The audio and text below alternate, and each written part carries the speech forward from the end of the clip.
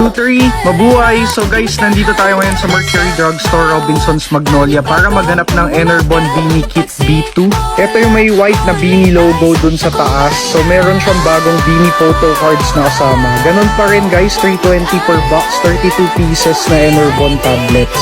Ito guys, papakita ko sa inyo yung pinagkaiba ng Enerbon Beanie Kit version 1 sa version 2. Yung version 1 guys, yan yung may color pink na beanie na nakasulat. Yung version 2, yan yung may white. Makikita nyo naman guys, ayan, yan yung comparison. And dyan kayo magbe-base. Sa box design, parehas lang dun sa luma. May horizontal and vertical. Anyway, buksan natin para makita natin kung tama na version 2 talaga to. Ganun pa rin naman yung laman guys, 32 pieces na Enerbon tablets and may plastic case na kasama. Nakikita nyo naman dyan yung photo card. So i-open natin para makita natin. So ang nakuha natin si Beanie Colette. So stay tuned for part 2 and please follow for more.